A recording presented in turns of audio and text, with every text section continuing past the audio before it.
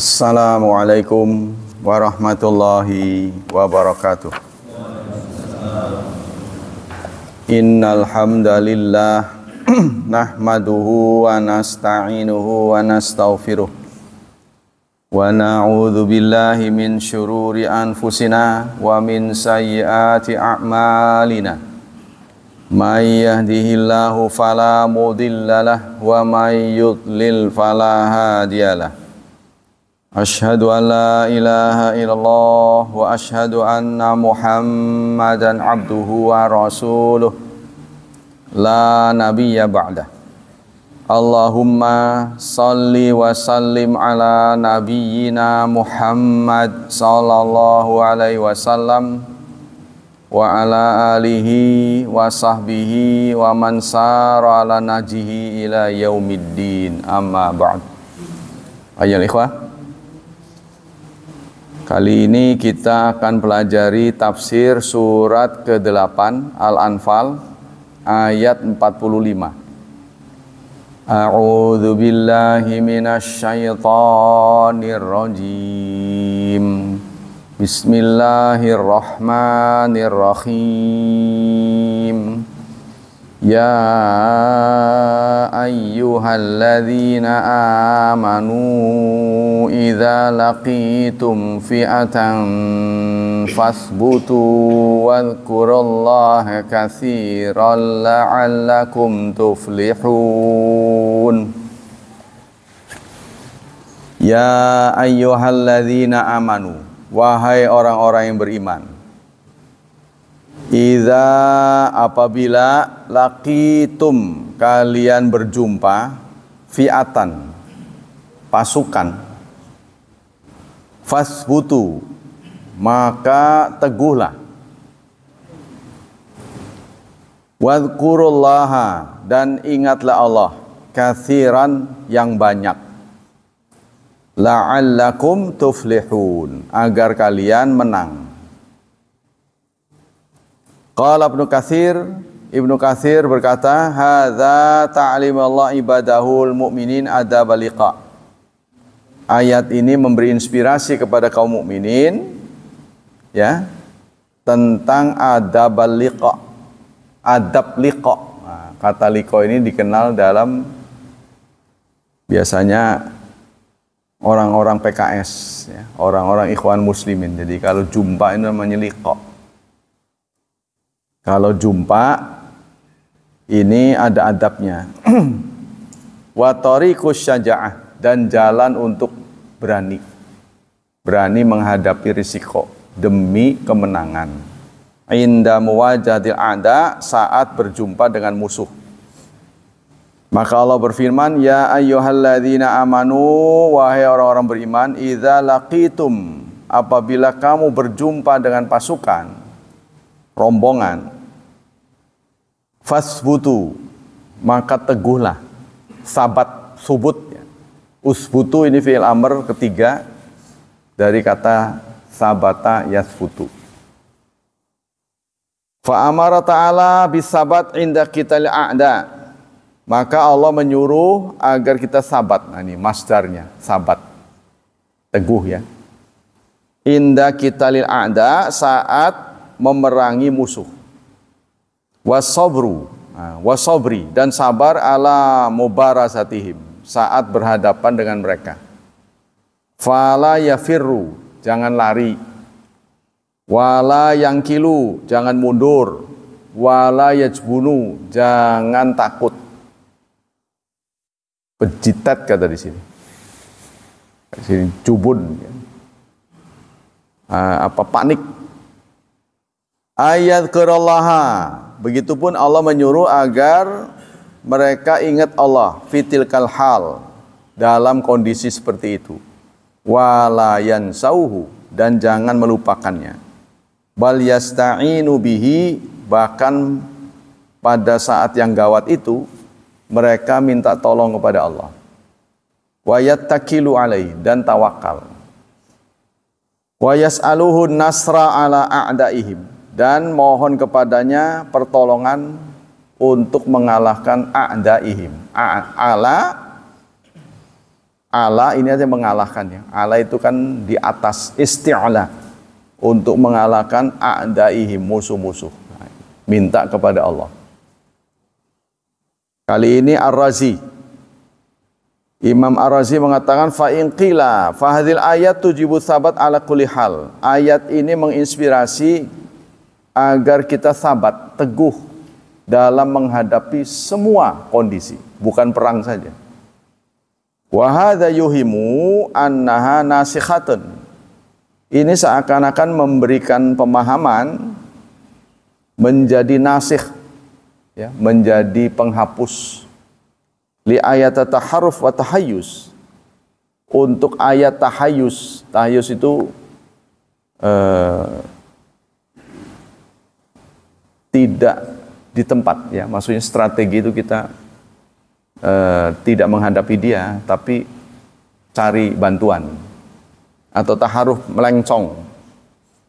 Jadi ada musuh, jangan dihadapin dulu, karena kalau dihadapin bakal kalah.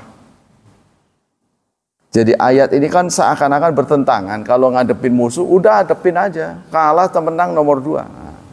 Tapi di ayat yang lain ada, kalau bakalnya nggak menang, jangan hadepin.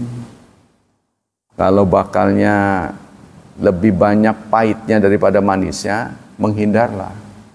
Ya, dalam menghadapi segala apapun, kalau negatif yang lebih banyak, jangan gitu. Waduh, ruginya banyak. Udah ketahuan rugi, masih dianu juga. Nah, itu ayat ini apa nggak bertentangan menurut Ar-Razi? Ya. Qulna, kami menjawab, hadil ayat tujibus sabat fil jumlah. Ayat ini mendorong kita supaya sabat dalam sejumlah perbuatan.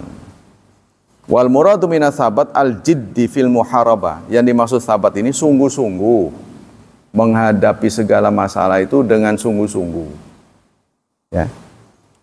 Wa ayatu taharruf wa tayat la tuqdahu fi husuli sabat. Sementara ayat yang menyuruh kita minggir atau kita mencari bantuan itu tidak dicela untuk tetap teguh dalam perang. Itu kan strategi atau taktik, ya. Kalau komandan kita minta mundur, ya mundur. Atau bergabung dengan teman-teman yang lain, itu juga bagian dari sabat. Balkana sabatu fi hadzal maqsud la yasulu ila bidzalika tahayyus taharruf wa tahayyus. Bahkan sabat itu tidak akan diperoleh, ya, kecuali dengan cara kita berstrategi. Jadi jangan selalu masalah itu dihadapin. Kalau dihadapin bakalnya kalah, lebih baik kita mundur teratur. Wa qala Abu Hayyan amarahum bi dzikri ta'ala katsiran fi hadzal mautin azim min musabaratil adu. Abu Hayyan mengatakan ayat ini mah nyuruh kita musabarah, sabar. Kalau seharusnya dihadapin, ya hadapin. Kalau mundur, ya mundur. Kalau bergeser, bergeser. Musabarah, taat kepada disiplin, itu musabarah. Wa talahum birimah, serta talahum. Talahum itu mana asalnya daging. Maksudnya baku panah. Kalau memang kita harus baku panah, tembak. Kan susah dikendalikan kan, kalau perang sudah berkecamuk, ya. Sudah guntel gitu loh, susah dikendalikan. Kalau memang harus dihadapin, ya dihadapin. Tapi tetap harus dengar komandan, ya, dengar perintah komandan. Saya mendengar ini, ya, tes orang yang mau direkrut menjadi pas pampres. Tes psikologi. Kata yang ngetes itu, kalau Anda sedang mengawal presiden, lalu di atas Anda ada helikopter, pas, ya, di atas mobil presiden. Ya, yang nunggang yang menaiki helikopter itu ayah ibu Anda. Apa yang Anda lakukan? Respon Anda bagaimana? Orang ini mengatakan saya tembak. Anda tidak pertimbangkan bahwa dia adalah ayah bunda. Tidak. Sebab dia sudah berencana membunuh presiden saya. Oh, ya. Jadi ini militansinya tinggi banget. Saya menyelamatkan negara. Kalau saya membela ayah ibu, itu hanya menyelamatkan keluarga. Tuh, lulus orang seperti itu. Hal yang sama, kalau ini saya baru dengar dari internet. Tapi kalau pertanyaan langsung saya kepada Kopassus, saya pernah nanya. Saya pernah ngajar ya di sekitar Cijantung. Kebetulan yang datang Kopassus. Saya tanya, kalau Anda dihadapkan pada perintah komandan, suruh tembak, sementara Anda tahu yang akan ditembak itu orang saleh, taat ibadah, Anda pilih mana? Tembak atau Anda selamatkan orang? Saya tembak. Loh, ngeri juga sih. Kenapa? Karena saya terikat dengan Sabta Marga. Tuh, ya, jadi militansinya sangat tinggi. Tapi kalau menurut ajaran Islam, Anda menembak begitu tanpa pertimbangan masuk neraka. Kalau dalam Islam, ya, sebab yang diutamakan Islam itu memang taat kepada pimpinan, ya. Tapi kalau pimpinan itu nggak benar, nggak boleh taat, tidak boleh, melenceng kita.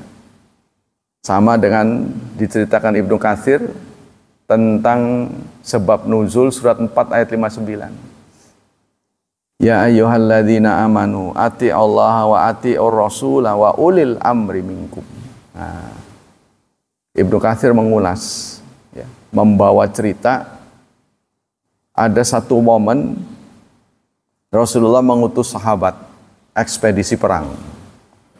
Sebelum berangkat beliau mewanti-wanti, kalian sebagai prajurit harus taat pada komandan. Siap. Mereka pun berangkat.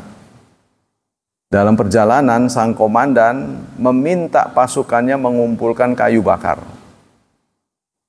Prajurit tidak ngerti apa tujuan komandan karena dia nggak cerita. Setelah kayu bakar didapat, dionggokkan, ditumpuk-tumpuk sampai begitu tinggi. Lalu komandan meminta prajuritnya membakar kayu itu. Setelah dibakar, kayu itu membuat api begitu besar. Lalu komandan menyuruh pasukan itu terjun ke situ, ke kobaran api yang lagi gede.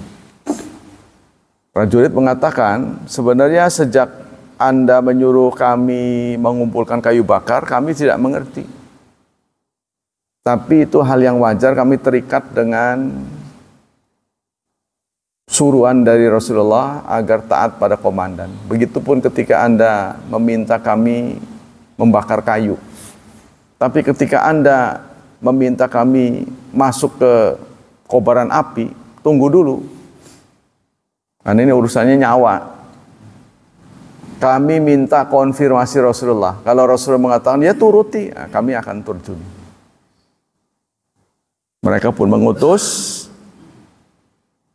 ya, seseorang untuk menjumpai Rasulullah menanyakan ihwalnya. Rasulullah mengatakan, kalau kau taati perintah komandanmu itu, maka kamu akan masuk api 2 kali. Api dunia dan akhirat. Maka keluarlah kata-kata itu, innamat ta'at fil ma'ruf. Ketaatan itu hanya dalam yang ma'ruf. Jadi nggak boleh komandan suruh kemana aja membahayakan nyawa kita, kita turutin nggak bisa. Nah ini berbeda dengan kebangsaan ya. Nah, itulah bedanya Islam. Kita kembali ke sini. Ngeri ini. Jadi prajurit ini jangan dikira gampang. Jadi ketika dievakuasi mereka itu dengan heli atau dengan pesawat itu tidak diberitahu arahnya. Sudah di atas baru tahu Anda diturunkan di medan perang. Jadi semua tentara tuh begitu, harus siap mati. Kita lanjut. Waqala Abu Hayyan, jadi Allah menyuruh kita untuk tetap teguh ya, walaupun akan menghadap risiko talahum birimah, baku panah. Anda tahu sendiri kalau meleset kan langsung kena tuh tubuh kita ya. Wabisuyuf, begitu juga baku pedang. Wa yahalatun yaqafiya dhuhul an kulli syai. Ini kondisi yang sangat sulit, membuat orang itu kehilangan fokus. Orang kalau udah perang berkecamuk, udah pasti kita perhatiannya terbagi kemana-mana. Fa'amaru bi dzikrillah idh huwa ta'ala alladzi yafsa'u ilai inda syada'id. Maka mereka disuruh untuk ingat Allah, karena dialah ya yang bisa menolong saat syada'id, saat dalam kesulitan. Jadi dalam kondisi sesulit itu kita diminta tetap ingat Allah. Apalagi tidak sulit. Ya, sebab suasana momen yang paling berbahaya kan momen perang. Ya, kita diminta untuk memasang seluruh indera kita. Indera dengar, indera mata, indera penglihatan, indera rasa, ya, indera perasaan, gitu. Wa yasta'nisu bi dzikri, dan kita diminta untuk tenang dengan ingat Allah. Wa yastansiru bi du'ai, dan minta tolong dengan doa padanya. Ya, jadi kita waktu perang itu pun kita harus ingat Allah. Wa man kana katsirat ta'alluq billah dzakarahu fi kulli mautin hatta fil mawadi allati yadhalu fiha min kulli syai. Dan orang yang banyak ta'alluq ya, bergantung pada Allah, maka dia akan ingat setiap saat. Hatta fil mawadi, sampai-sampai itu juga dia lakukan di momen-momen yang membuat kita terpana. Ya, kita kehilangan kesadaran karena udah berkecamuk itu. Waduh, sana terjadi baku ya, tembak, sana baku hantam, kecamuk itu susah diatur perang. Kita tetap ingat Allah. Ala bi dzikrillah tatmainnul qulub, karena Allah juga mengingatkan di surat Ar-Ra'd surat ke-13 ayat 28. Ingatlah bahwa dengan zikrullah, ingat kepada Allah, hati menjadi tentram.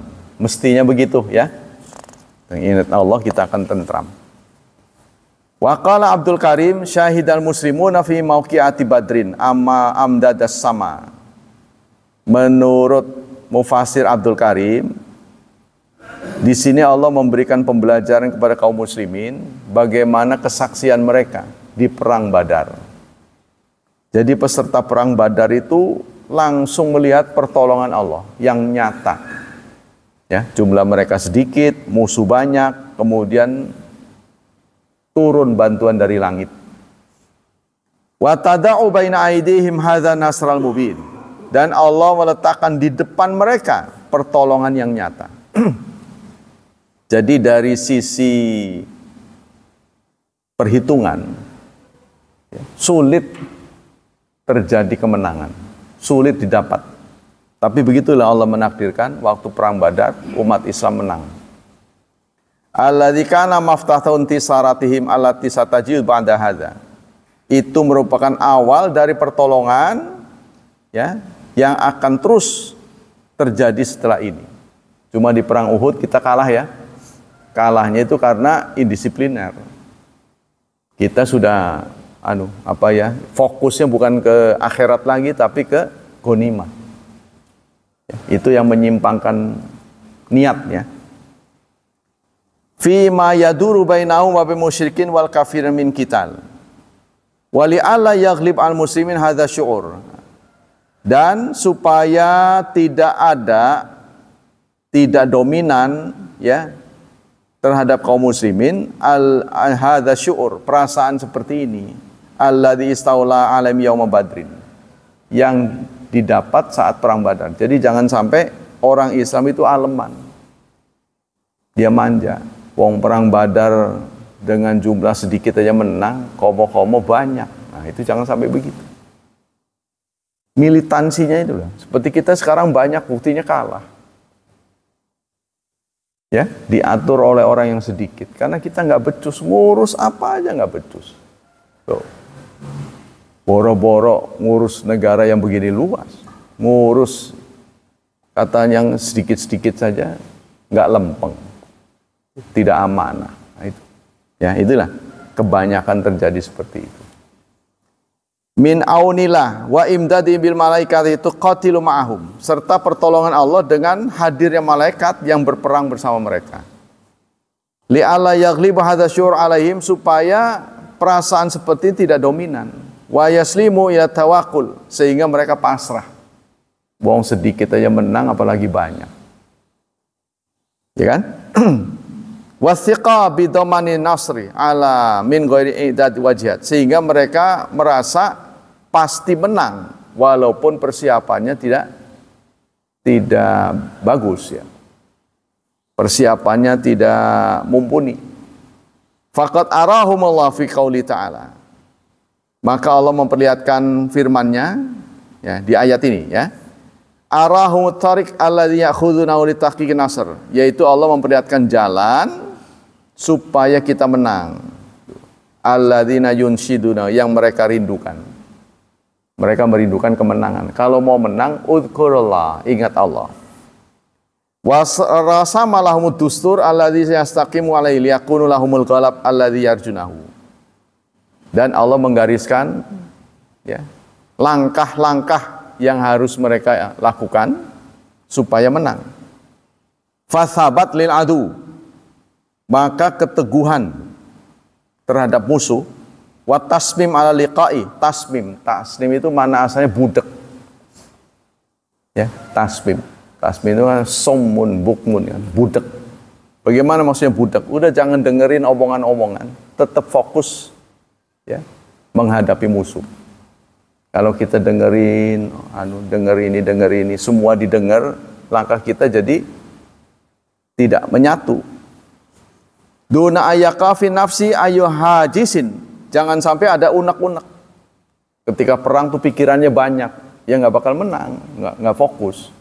Mikiri utang, mikiri janji, waduh. Ya, yahjisu bialil firar, sehingga seseorang akan cenderung lari dari kenyataan. Jadi kalau menghadapi kenyataan harus hadapi, jangan lari.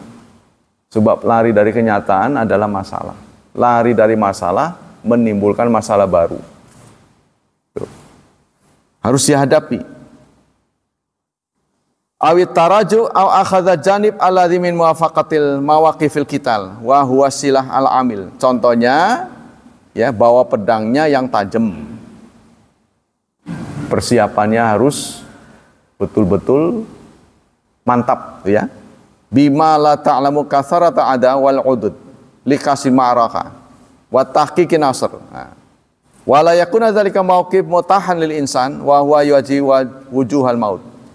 Itu tidak mungkin ya, kesempatan ini bisa diperoleh seseorang ila syadda azmuhu, yang sudah menghadapi kematian.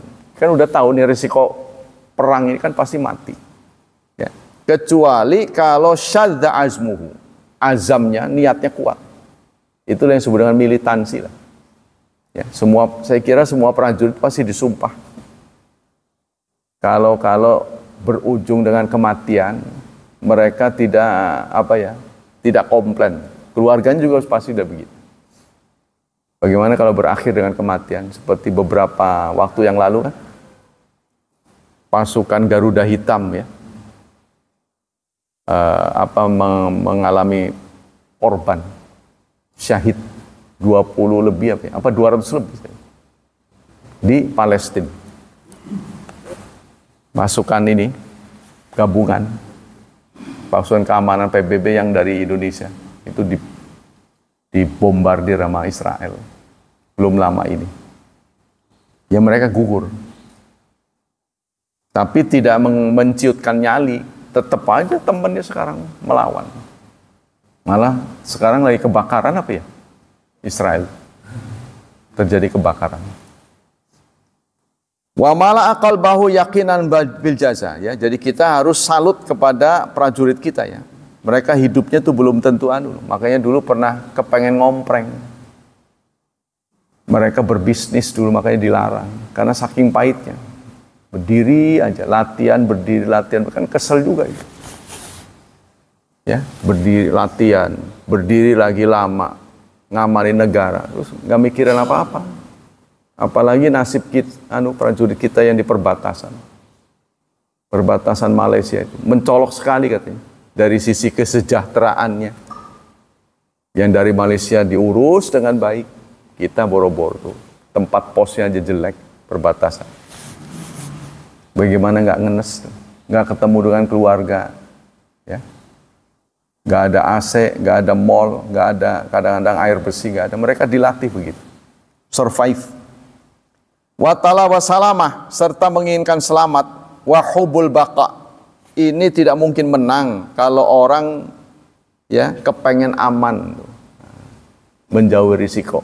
Hidupnya selalu kepengen aman. Wahubul baqa, dan kepengen tetap hidup. Huwaladzi yumsikul insan ala bala, ini yang membuat kita selalu mendapat musibah tuh. Ya, karena kita pengecut, selalu menghadapi musibah. Ya. Jadi katanya investor di Indonesia ini banyak lari dari Indonesia bukan karena masalah keuntungan, premannya terlalu banyak. Saya dengar begitu. Premannya terlalu banyak. Begitu juga anggota-anggota DPR yang dari wakil rakyat pada kapok barang udah jadi. Karena ditotoli, dapatnya seberapa, yang minta berapa, nggak cocok, menyesal, ya. Nah ini, jadi banyak orang yang selalu begitu, kepengen ininya aja, pengen haknya, tapi kewajibannya nggak dijalani. Wal istishhad fi sabilillah, boro-boro mau martir di jalan Allah, gugur di jalan Allah, boro-boro mau begitu.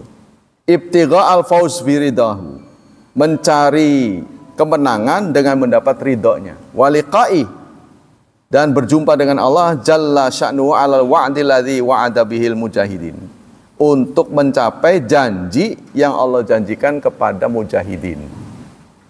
Ya.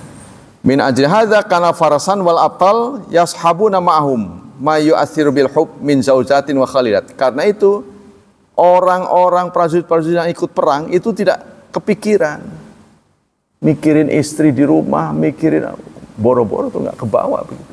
Ya, fokus ke perang. Nah, kita ini sampaikan tentang hadis-hadis. Nah, sekarang ada ini kalau dibaca semua nggak tutup ini. Wama rajahatul quti, mana yang lebih bagus, ya? Mujahid yang muzakir atau orang yang berzikir ingat Allah tapi tidak perang, tidak jihad. Mana yang lebih bagus? Orang yang perang tidak ingat Allah, ada orang yang ingat Allah tapi nggak perang. Tentu saja yang bagus adalah orang yang ingat Allah tapi jihad, mujahidnya. Sebab kalau orang merasa tidak punya tugas untuk memuliakan Islam, ya seperti kebanyakan kita. Udah kerja, dapat uang tiap bulan, punya istri, punya anak, rumah lunas, mobil ada, ya udah selesai. Nanti pada waktunya meninggal. Ya, apakah Islam itu mau makmur, mau mulia, sebodoh amat. Apakah orang Islam tetangganya banyak yang bodoh, nggak ngeri, nggak mau tahu. Pokoknya saya jangan diganggu. Nah, banyak orang Islam begitu. Nah, kalau sahabat Rasulullah bersikap seperti itu, maka Islam itu nggak nyampe ke Indonesia. Mereka juga jalan begitu jauh, dulu belum ada kendaraan, sampai jauh ke Indonesia untuk berdakwah. Risikonya tinggi. Kalau sekarang dakwah yang risikonya tinggi ya ke Papua. Ya, salah-salah kata, salah-salah perbuatan bisa dipanah. Mereka main benci langsung panah aja, panah beracun. Kan banyak terjadi pada dai-dai kita di sana. Mereka sabar. Akhirnya orang Papua mau sedikit demi sedikit. Ya, kalau mereka melihat ketulusan kita, akhirnya mau. Nah itulah ke tempat-tempat yang kalau kita di sini kota gampang, paling enak lah. Jadi tidak ada alasan sebenarnya untuk nggak ngaji, tidak ya memperkaya ilmu saat kita dalam keadaan tenang. Yo. Kata ini, nah ini kita kembali ke sini. Derajat pertama tentang zikir dan jihad. Jadi Ibnul Qayyim membicarakan mana yang lebih utama, zakir dan mujahid. Orang yang berzikir dan mujahid itu lebih bagus mana? Menurut beliau ada 3 tingkatan. Tingkat pertama diraih oleh mujahid muzakir. Orang yang berjihad tapi ingat Allah. Ya, ini ditandai dengan ayat ini. Wahai orang-orang beriman, kalau Anda berjumpa dengan pasukan, teguhlah. Teguh, jangan lari, tapi ingat Allah. Nah, berarti yang mujahid dan muzakir. Nah, pertama. Yang kedua diraih oleh zikrun bila jihad. Zikir saja tapi tidak jihad. Seperti umumnya kita, ya. Yang nggak mau tahu urusan Islam lah pokoknya. Mau Islam itu mau warganya nambah tak enggak, terus bodoh amat. Yang penting gak ganggu saya. Pokoknya saya senang. Nah, yang kedua diraih orang yang tetap zikir, ingat Allah.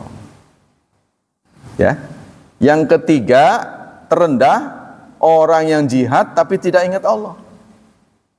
Dia jihad karena emosi. Ya, kondisinya tidak tenang, dendam jadinya. Seperti dia menyaksikan perbuatan-perbuatan yang tidak manusiawi, ya. Jadi membuat emosi tinggi, balas, dia tidak ingat Allah. Nah itu yang paling buruk. Jadi dibandingkan dengan orang yang jihad tidak ingat Allah, lebih baik ingat tapi tidak jihad. Nah itu menengah. Lebih bagus pisan, yang itu tadi.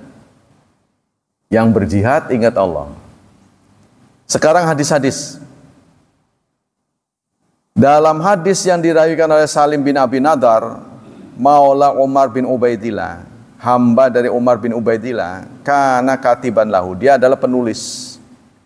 Kataba ilai Abdullah bin Abi Aufa, ada surat yang ditulis oleh Abdullah bin Abi Aufa, faqara'tuhu, aku pun membacanya. Inna Rasulullah sallallahu alaihi wasallam fi ba'di ayamihi allati laqiya fiha intazara hatta malati syams. Pada momen tertentu, momen perang, beliau menunggu matahari cenderung, ya, condong. Berarti setelah zuhur. Kebanyakan pasukan berangkat setelah zuhur. Ya karena panasnya bukan main. Summa qama finnas khatiban. Sebelum berangkat, beliau memberi wasiat. Wasiat Rasulullah begini, ayyuhan nas, wahai saudara-saudara, la tatamannau liqa'al adu. Kalian jangan memimpikan berjumpa dengan musuh. Ya. Artinya kalian itu jangan agresif, kepengen ketemu musuh. Nah, gitu kan? Mana musuh? Mana musuh? Contohnya gitu. Lagi nggak ada mau ngomong tuh. Wasalullah al-afiyah. Mintalah kepada afiat. Afiat itu kesehatan rohani. Ya, sebaiknya Anda dalam kondisi tenang, minta kesehatan rohani. Fa idza laqitumuhum, nanti suatu saat Anda harus berjumpa dengan musuh, fasbiru, bersabarlah. Wa'lamu, ingatlah annal jannata, sesungguhnya surga, tahta zilalis suyuf, ada di bawah bayang-bayang pedang. Katanya hadis ini jauh lebih sahih daripada hadis yang mengatakan surga di bawah telapak kaki ibu, ya. Tapi bukan berarti menafikan kebaktian kita pada ibu, ya. Artinya martabat ibu itu tinggi sekali, disebut oleh Allah bahkan satu strip setelah taat pada Allah kan. Artinya, ubudillah wabil walidayni ihsana. Ibadatilah Allah dan baktilah kepada orang tua. Memang, tapi hadis yang itu tadi di bawah telapak kaki ibu itu tidak sesohi ini. Yang benar adalah pedang di bawah surga di bawah ya bayang-bayang pedang. Sumakala. Kemudian Rasulullah memberi petunjuk, berdoalah sebelum Anda berangkat. Allahumma munazzilal kitab, ya Allah yang menurunkan kitab, wa majra sahab, dan menjalankan awan, wa hazimal ahzab, dan yang memporak-porandakan pasukan, zumhub, porak-porandakanlah pasukan mereka, wansurna alaihim, dan tolonglah kami menghadapi mereka. Nah ini ya, jadi ini doa mau perang. Jadi orang Islam ini kan penuh ajaran doa. Keluar toilet aja berdoa, apalagi keluar mau perang. Ya, pasti ada doanya. Apa aja ada doanya. Kemudian dari Sahal bin Sa'ad, Rasulullah bersabda, "Sintani la turaddan." Dua keadaan, dua momen, doa tidak akan ditolak. Dua kondisi, doa tidak akan ditolak. Jadi doa mujabah, ya. Doa apa yang tidak akan ditolak? Ad-du'a indan nida. Yaitu doa saat nida. Saat dipanggil. Nida ini apa? Nanti akan dijelaskan. Mana ini? Doa saat dipanggil. Saat mendengarkan azan. Ya, doa saat kita mendengarkan azan. Setelah azan itu kan ada sunnah doa kan? Doa kepada Nabi, setelah itu kita sunnah lagi berdoa. Bebas kan? Antara azan dan iqamat itu ada doa yang tidak ditolak. Itu ya, pertama. Jadi di sini menyampaikan ada dua momen doa yang tidak akan tertolak oleh Allah. Satu, doa ya setelah azan. Bukan doa yang standar, bukan, itu mah jojong. Allahumma robba hadhid da'wati tamah, itu jojong, ya kan?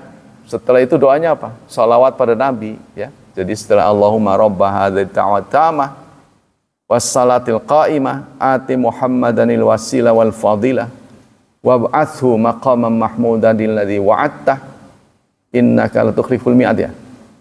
Setelah itu Allahumma salli ala Muhammad wa ala ali Muhammad, seperti kita salat menjelang salam.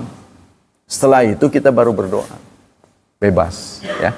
Tergantung kemauan kita. Jadi wasilah ini adalah derajat yang hanya diberikan satu orang. Anda kan tahu manusia banyak, lalu kita terpilih menjadi muslim. Berarti kita naik pangkat, ya kan? Muslim banyak, terpilih lagi, apa namanya? Di atas muslim apa? Manusia, ini makhluk Allah banyak. Kita ditakdirkan jadi manusia, naik pangkat, ya kan? Bisa saja Allah menakdirkan kita jadi ayam, saben ada hajat disembelih. Bisa saja, tapi Allah takdirkan kita jadi manusia, bukan sembarang manusia, tapi muslim. Naik derajat kita. Bukan sembarang muslim, tapi taat. Naik lagi. Terus apa lagi naiknya? Nabi-nabi. Ya kan? Dari muslim naik derajat menjadi nabi-nabi. Berapa nabi itu? Berapa? Lebih dari 300. Jumlahnya tidak terhitung. Tapi dalam sebuah hadis sebutkan 300-an. Cuma yang ada listnya, ada daftar namanya dalam Quran 25. Tapi bukan berarti pas 25, lebih. Kemudian dari 25 lagi disaring jadi berapa? 5, namanya ulul azmi. Ulu artinya yang punya, pemilik, azmi semangat. Punya militansi ada 5, yaitu Nabi Ibrahim, Nabi Nuh, ya, dimulai dari Nabi Nuh, Ibrahim, Musa, Isa, Muhammad. Dari 5 ini disaring lagi berapa? 2. Apa namanya? Tahu nggak? Khalilullah. Khalil itu diberikan pada 2 orang, yaitu Ibrahim dan Muhammad. Itulah sebabnya kita kama shalaita ala Ibrahim setelah ala Muhammad. Ya, Allahumma sholli ala Muhammad, kan nama nabi yang disebut bersama nabi kita kan cuma Ibrahim. Nah, ini peraih gelar Khalil.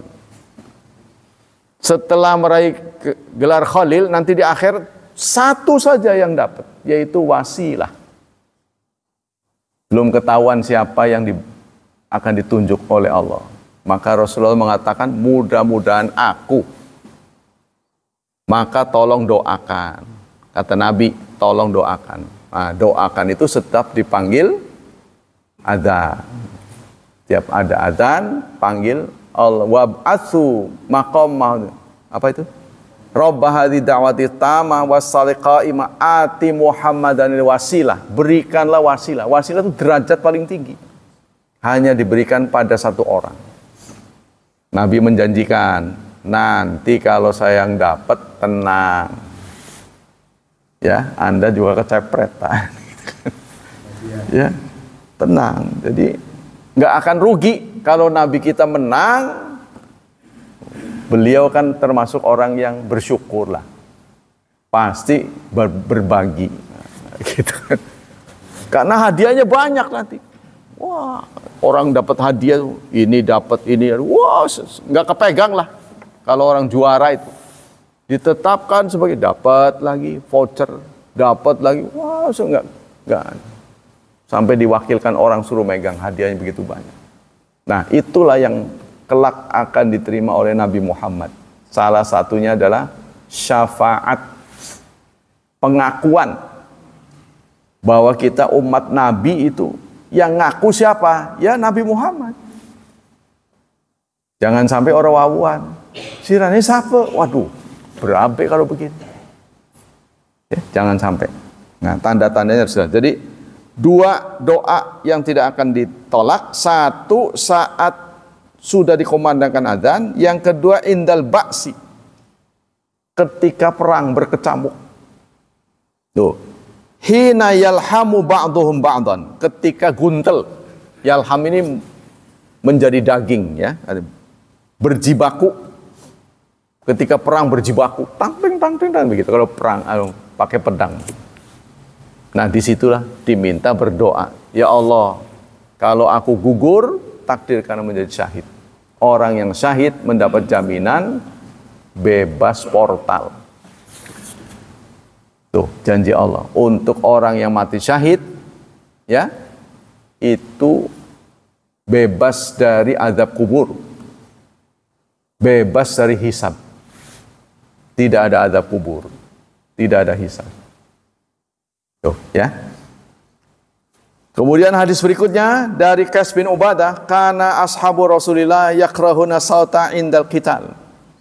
Sahabat-sahabat Rasulullah enggak suka ada suara saat qital. Saat perang ngejerit-jerit. Seperti orang suka kita dengar di silat-silat.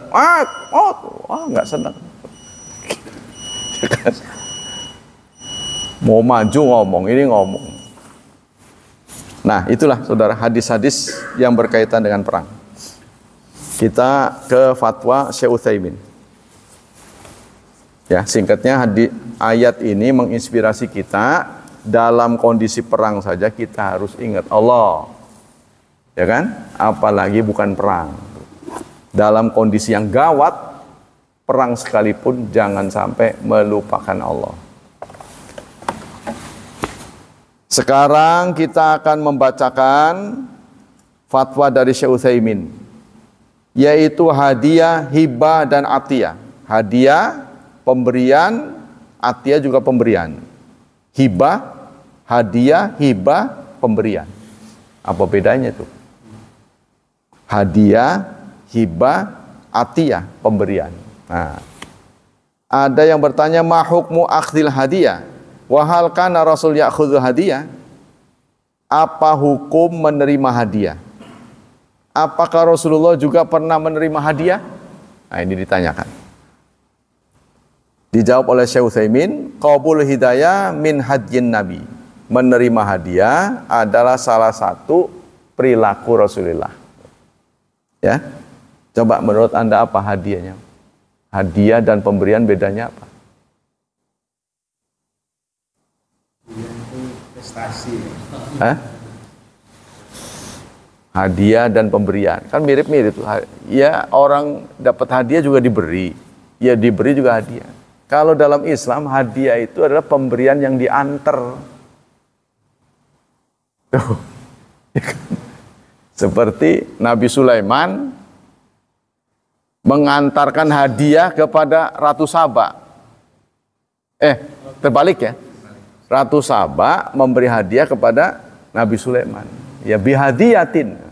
Ditolak oleh Sulaiman. Apa hadiah begini? Saya udah punya. Keren ya. Anda bisa bayangkan tuh, di zaman Nabi Sulaiman, istananya itu akuarium. Akuarium raksasa. Jadi diduga kuat, Nabi Sulaiman membangun istana di atas kolam. Ya, kalau seperti di SeaWorld ya. Kan kita bisa di bawahnya ikan. Tuh. Karena kita berdiri di atas kaca. Nah itu. Sampai kemudian Ratu Saba menyibakkan menyibakkan betisnya. Ini kata bocoran di kalangan tafsir NU ya. Sebenarnya Nabi Sulaiman pengen ngetes ini, Ratu Saba ini manusia apa jin gitu. Katanya gitu. Jadi dia katanya begitu. Disibakkan kainnya. Jadi kaki itu banyak bulunya. Jadi katanya Ratu Saba itu ratu jin. Jadi banyak bulunya, bukan seperti manusia. Ini jin apa orang sih gitu. Dibuatlah itu, didesain begitu. Tapi nggak ada keterangan hadisnya ini. Coba itu, pengen tahu. Ya, sama dengan ketika Ali menawarkan putrinya kepada Umar bin Khattab. Jadi para sahabat tuh saling menawarkan ya kepada teman seniornya, anaknya ditawarin. Oleh Umar disingkap ini kainnya. Tapi berita ini kan saudara nggak pernah dengar, ya kan? Karena ini sifatnya rahasia. Itu sebelum katanya itu sebagian orang menafsirkan sebelum ada kewajiban. Kenapa kok Umar sampai tega-teganya menyingkap? Karena orang yang mau menikah boleh melihat apa saja. Hal nazarta ilaiha? Kan Rasulullah pernah bertanya kepada sahabat yang menyatakan mau nikah. Ya Rasulullah, saya mau nikah ini. Siapa yang akan kau jadikan istri? Perempuan Madinah. Jadi mereka setelah pindah ke Madinah itu banyak nikah dengan perempuan lokal kan. Lalu Rasulullah mengatakan, hal nazarta ilaiha? Kamu sudah lihat? Wa fi a'yuni nisail Madinah syai'. Karena mata gadis-gadis Madinah itu ada sesuatu. Mata gadis-gadis Madinah itu ada sesuatu. Ada sesuatu pada mata mereka. Saya nggak tahu ini apa, sipit matanya. Awas loh kamu, matanya pada sipit-sipit. Apa begitu? Ya, ini nggak dijelaskan nih. Karena matanya itu berbeda. Apa matanya biru? Nanti kaget kan? Pola matanya kan biru. Apa begitu? Wallahu a'lam. Tapi yang jelas, kamu sudah lihat belum? Nah ini, terinspirasi oleh sabda Nabi, oleh ulama itu diperdebatkan. Bagian apa yang boleh dilihat? Kan ada acara munadzarah kan? Ya, setelah kalau kita mau nikah, itu kan? Kan tertutup di gadis Islam kan? kan muslimah kan tertutup. Tapi kalau mau nikah kita boleh ngelihat. Yang boleh dilihat tuh apa, ini terjadi perbedaan pendapat. Sebagian ulama, kebanyakan ulama mengatakan hanya muka dan telapak tangan. Hanya muka dan telapak, sampai di sini doang. Muka. Apakah muka, wajah dan telapak tangan mewakili seluruh tubuh? Apakah tubuh ini bisa diwakili dengan tangan dan telapak tangan dan wajah? Kata orang pintar bisa katanya. Katanya begitu, kata mereka. Tapi sementara orang, wah, nggak semua orang begitu. Bagaimana yang natap? Saya nggak ngerti kalau cuma wajah sama telapak tangan. Nggak puas. Ada yang sebagian begitu. Ya, maka ada yang mengatakan ngelihat ini apa tumit katanya. Saya tanya kepada ahli wadon, ya sudah menikah berkali-kali. Apa itu tumit itu? Dilihat tuh untuk apa? Ya kan Umar tuh sibak begitu. Ngapain Umar kok ngelihat tumit? Tuh katanya tuh. Tumit bagian penting yang mewakili organ tubuh katanya. Katanya. Wallahu a'lam ya. Itu ada bahasan tersendiri. Kita kembali ke sini. Nah, kata Syekh Utsaimin, kita boleh jadi tadi itu.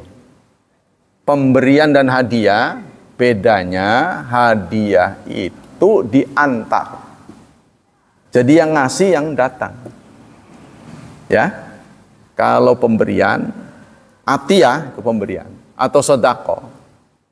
Kita ngasih, ya, tidak menunjuk orang, pokoknya niatnya pahala. Jadi sedekah itu niatnya pahala. Kalau hadiah itu niatnya kekeluargaan, karena kita kagum pada orang tertentu, itu namanya hadiah. Qabul hadiah, menerima hadiah itu adalah bagian dari perilaku Nabi, karena Nabi tidak menerima sedekah. Ya, Nabi tidak menerima zakat, mengharamkan ya. Hatta inna ba'du alil ilmi qal yajibu qabul hadiah idza tamati syurut. Bahkan sebagian ulama mengatakan wajib menerima hadiah kalau syarat-syaratnya terpenuhi. Apa syaratnya? Syaratnya adalah hadzal mudi man urifa bil minnah. Tidak ada catatan orang yang memberi hadiah itu orang yang ngundat-ngundat. Apa ngundat-ngundat? Ngebangkit-bangkit. Yang ngasih hadiah tidak tercatat sebagai orang yang kelak akan ngebangkit-bangkit. Ngungkit-ngungkit. Ya. Kita tidak mendapat kepastian yang ngasih ini bakal ke situ. Tapi kalau kita pastikan tipe orang yang ngasih ini tipe orang yang ngungkit-ngungkit di belakang hari, maka kita tidak boleh menerimanya. Tuh, ya, karena haram mengungkit pemberian. Lamun udu kita kan, aduh, buka preman. Nah gitu, kalau bukan saya. Ya kan, di belakang hari. Li'anna qawula hadiah al-mananin qad tajliwul adhiyah. Karena menerima hadiah kadang-kadang menimbulkan perasaan yang tidak enak. Di belakang hari. Faqad yaqumu hadza syakhs alladhi ahda bil kalam bainan nas bi anni ahdaitu ila fulan kadza. Karena si pemberi hadiah kadang-kadang dia mempublikasikan pada orang lain. Saya yang ngasih itu. Kan enggak enak tuh, ya. Tapi kita ada akhlaknya katanya. Orang yang diberi hadiah harus memperlihatkan sekali mah gitu. Benda yang diberi itu dipakai atau dikonsumsi, ya, sehingga itu adabnya begitu. Sebaliknya, orang yang memberi hadiah harus merahasiakan. Kamu lihat nggak baju yang dipakai itu? Oh iya, itu saya yang ngasih. Nah itu nggak boleh. Tapi sebaliknya yang dikasih itu sunnah diperlihatkan. Jadi dia senang. Nah setelah kita memberi, karena kita sudah memberi, kita menyerahkan hak, ya, benda ini kepada yang kita beri. Contohnya begini, Anda memberi motor pada seseorang. niatnya supaya dipakai dia. Tapi menurut dia nggak cocok motornya itu, nggak cocok. Sehingga dia jual untuk beli yang lain. Kadang-kadang yang ngasih itu itu kan kurang nyaman. Anda harus bebaskan dari perasaan itu. Tapi itu sunnahnya sekali mau diperlihatkan, dipakai. Mungkin dia dipakai nggak cocok. Anda memberi sesuatu nggak cocok. Jadi dia tukerlah. Tapi bukan kepada yang memberi. Nah, contohnya. Itu boleh seharusnya. Sebab ketika kita memberi, berarti kita sudah membebaskan. Ya, kalau kita memberi, kemudian benda itu tidak dibebaskan, berarti tidak memberi. Tidak tulus. Dipinjemin berarti, bukan diberikan. Kalau diberikan itu bebas. Fa fi hadzal hal lil insan manasun fi adami qawi hadiah. Maka dalam kondisi seperti ini, jadi kalau dia memastikan yang ngasih itu bakalnya ngebangkit-bangkit, ngungkit-ngungkit, maka selayaknya lah kita menghindar. Jangan mau dikasih. Sebab nanti akan menjadi penyesalan di belakang hari. Li'ala yata'adza bin mamni dzalika syakhs, supaya nanti tidak sakit dengan dibangkit-bangkit. Wa minha yakul mudi malau halal. Begitu juga kita pastikan yang diberikan itu adalah yang halal. Jangan sampai money laundry. Ya. Jadi Anda telah menggelapkan uang negara, dikemanain? Saya kasih konon. Contohnya motor gede, moge kan, dikasih ke konon, lah disita kan nggak enak, diambil lagi. Ya, fa'ingkana malu haram, kalau dipastikan yang ngasih itu berasal dari yang haram, fala haraj ala insan ayarudda hadiyatahu, ittiqa'al muharram, maka tidak ada persoalan, tidak ada masalah, dikembalikan. Kalau orang yang diberi hadiah tahu hadiah itu berasal dari yang haram, ya, maka tidak ada persoalan, tidak ada masalah, dikembaliin. Wa in kana fi mali haram wa halal, tapi kalau ragu, ya, karena yang ngasih hadiah itu suka rentenir. Tuh, yang ngasih ini rentenir. Ini halal apa haram ya? Ya. Ragu benda hadiah itu dibeli dari yang halal apa haram. Makanya bagaimana kondisi seperti itu? Kita sebaiknya nerima. Ya, kalau orang ini diragukan nih, benda yang diberikan pada, tapi kalau dipastikan haram kita tolak. Tapi kalau diragukan, dia profesinya ada yang haram, tapi nggak semuanya haram. Kadang-kadang dia ngerentenin. Contohnya, ya, itu kita gimana diberi hadiah? Kita sebaiknya terima. Kok kenapa begitu? Karena Rasulullah juga menerima hadiah dari orang Yahudi. Padahal orang Yahudi terkenal meribakan uang. Tapi Rasulullah nggak pernah nanya, riba bukan? Nggak begitu. Tapi kalau pasti yang haram kita tolak. Cuma kalau nggak pasti jangan. Sebab itu menyakiti orang yang ngasih. Ya. Suma inna yang bagi liman qabil hadiah ayyaqwa fil muhdi. Kemudian bagi orang yang diberi hadiah sebaiknya juga membalas. Membalas memberi hadiah. Nah kalau yang dikasih nggak punya gimana? Maka paling tidak seperti yang dicontohkan oleh Rasulullah dalam sabdanya, man sana'a ilaikum ma'rufan, barang siapa yang telah berbuat baik kepadamu, fakafi'uhu, maka tandingilah dia. Ya, fa ilam tajidu ma tukafi'u, kalau kamu tidak menemukan apa yang kamu bisa balas, fad'u lahu, doakan. Nah, minimal doa. Jadi jangan sampai dikasih hadiah menang baik. Ya, jadi minimal itu berdoa. Jazakallah khairan. Nah, kalau kita sudah berdoa, berarti Anda sudah setanding, ya, sudah sederajat. Jadi kalau orang ngasih hadiah, jazakallah khairan, berarti itu sudah sebanding. Doa itu menempati balasan, ya. Demikianlah hadirin hafizani hafizakumullah kajian pagi ini. Semoga Allah melimpahkan pahala yang berlipat ganda untuk kita.